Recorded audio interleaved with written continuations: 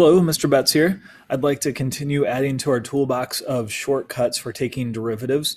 So far, we've looked at some kind of generalized rules that allow us to take derivatives of categories of functions, more specifically, basically polynomials at this point. And so in this video, we're going to look at four specific functions and how we take the derivative. So anytime we see those functions pop up and we have to take the derivative, we can just apply these rules and we don't have to use that limit definition. So I'm actually going to give you each of these derivatives using kind of a visual graphical explanation or justification. I want you to understand this is not a rigorous definition or proof of each of these derivatives, but it gives us at least confirmation that these derivatives are reasonable. We will, in another video, look at this derivative specifically, the derivative of sine of x, and talk about exactly why, using the limit definition of the derivative is what it is. So let's say we have the function y equals sine of x graphed. The derivative function, remember, is going to give us the slope at any given point. So what I want to do is I want to go through this graph and look at some key points here and see if we can kind of make a guess at what the derivative is going to be. So first thing I'm going to do is I'm going to start with the easy ones.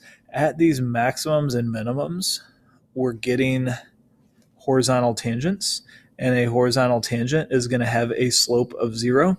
So we would expect at those points the slope to be 0, which means that the derivative is going to be 0. So for the portion of the graph that I have graphed here, there's 4 points that the derivative is going to equal 0.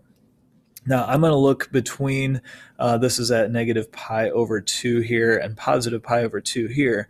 Between negative pi over 2 and positive pi over 2, the slopes are all positive.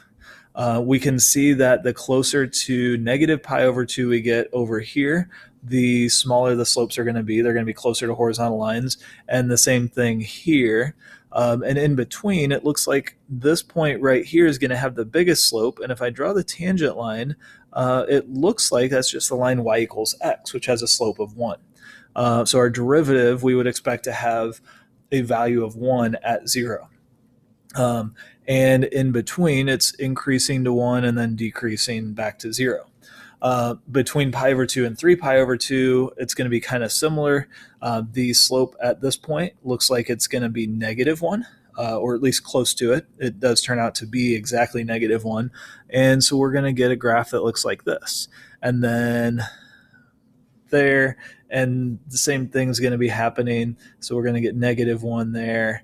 And this should be a graph that we're familiar with. This is actually the graph of cosine, and it turns out that the derivative of the sine function is cosine. So if I want to know what the slope at any point on this red function is, I just plug that x value into the cosine function, and that gives me the slope.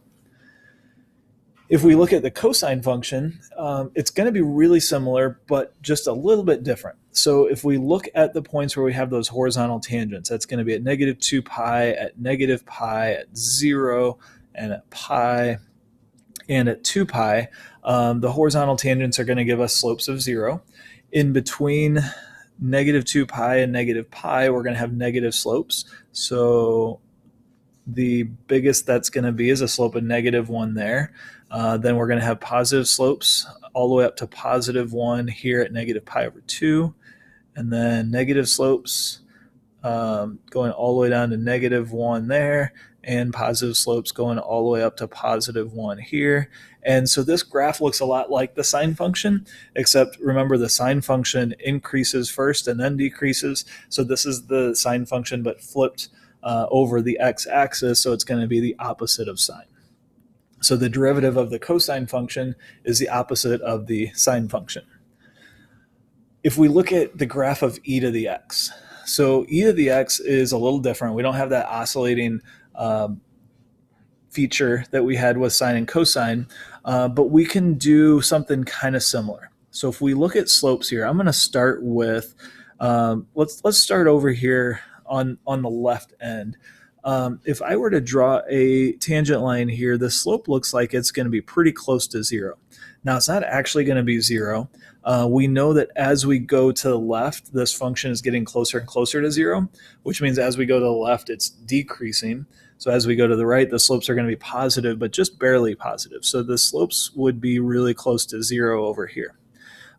As we get further down, the slopes are getting bigger. And by the time we get here, if we were to draw the tangent line there, it looks like it's going to look something like this, which appears to have a slope of about 1. So the derivative is going to be there. When we get over to, say, here, the slope looks here like it's going to look something like this. And it turns out that the slope at that point is about 2.7, which is going to be a point right there. So it actually turns out that every point on the graph of e to the x has a slope that matches the value of the function itself. What that means is the derivative of e to the x is e to the x. Kind of an interesting function. This is the only non-trivial function that has that feature. The graph of y equals 0, or the derivative of y equals 0, is also y equals 0. So it's not the only function that its own derivative, but it's the only non-trivial one. So if we take the derivative of e to the x, we get e to the x. Last function we're going to look at is the natural log function. We can do something kind of similar here. Now, this one's going to be a little bit different, though. I'm going to take a few key points. Remember, the natural log function is the inverse of the exponential function. So at this point that corresponded to the point there on the exponential function is going to also have a slope of 1. So the slope's going to be 1 here. And as we go further and further to the right, the slopes are decreasing. So the slopes are getting smaller, but the slopes are all positive. So even though they're getting smaller, they're going to be staying above the x-axis. Now, as we go to the left, the slopes here are getting really big. And as we get closer to the y-axis, the slope's going to get bigger and bigger and bigger. So we're going to get a graph that looks like this. That's a function that may look familiar to you. I don't think it would be surprising that I tell you that that graph that we just drew is the graph of 1 over x. Now, I do want to clarify here. This is something that's going to be important later when we start undoing derivatives, when we do antiderivatives. The natural log function has a domain of only positive x values. We cannot plug a negative value in for x. However, we can plug a negative value in for x here. So the graph of 1 over x over here in the third quadrant doesn't have anything to do with the derivative of the natural log because we can't plug negative numbers into the natural log function. It doesn't give us a problem here taking the derivative of natural log, though, because when we take the derivative, we're only looking for the derivative at x values that are in the domain. So this is going to be for x values greater than 0. We don't necessarily have to specify that, though, because that's the domain of the function itself. And that's it. So now we know how to take the derivative of 4 more functions. Like I said, these visual justifications are not rigorous proofs, but I think that they should be enough to convince you that these are the derivatives of those 4 functions.